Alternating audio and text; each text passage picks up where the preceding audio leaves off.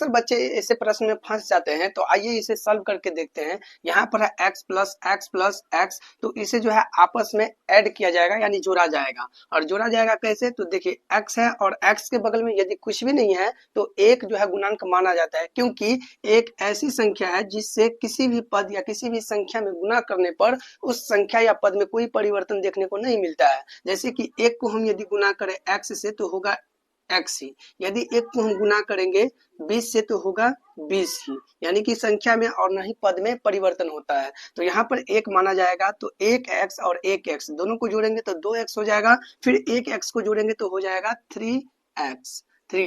अब अगला प्रश्न है कि x गुने x, उसको क्या किया जाएगा, आपस में जोड़ा जाएगा या फिर गुना किया जाएगा। तो देखिए जब x और x का गुना किया जाए तो आपस में पावर को जो है ना जोड़ दिया जाता है, क्योंकि x का पावर कुछ भी नहीं है तो एक माना जाता है, क्योंकि पावर में भी एक रखने पर संख्या और कोई भी पद में परिवर्तन नहीं होता है। जैसे कि मान लीजिए 20 का पावर यदि 1 है तो होगा कितना, 20 ही होगा, या फिर x का पावर 1 है तो कितना x होगा, तो एक ही x होगा। ठीक, तो इसी तरह x के पावर यदि कुछ भी नहीं है तो एक माना जाएगा, तो x का पावर 1, x का पावर 1 और x का पावर 1। और जब इन सभी पदों को गुना किया जाता है तो पदों में गुना करने पर जो है पावर जो है आपस में जुट जाता है। तो एक इधर है, एक इधर है और एक इधर है, तो बेस में है x तो x ही लिखेंगे और पावर में जो है आपस में जुट जाएगा, तो 1 प्लस 1 2 और प्लस में 1 तो हो जाएगा x का पावर 3। इधर जो है आपस में जुटा था तो 3x हो गया था, इधर आपस में पावर जुटेगा न कि इधर वाला x, तो इधर हो गया x का पावर 3।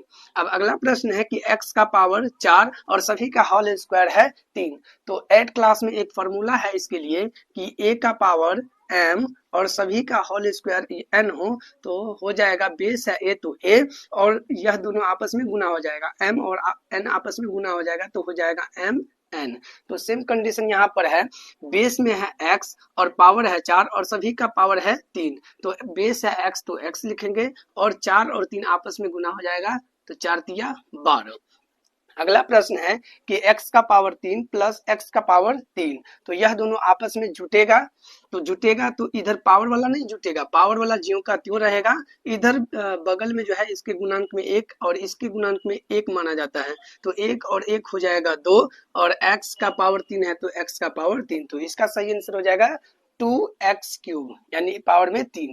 अगला प्रश्न है कि 5x square minus 3x square, तो इसमें क्या किया जाएगा, तो इसमें हो जाएगा 5x स्क्वायर में से 3x स्क्वायर घट जाएगा तो बच जाएगा 2x स्क्वायर।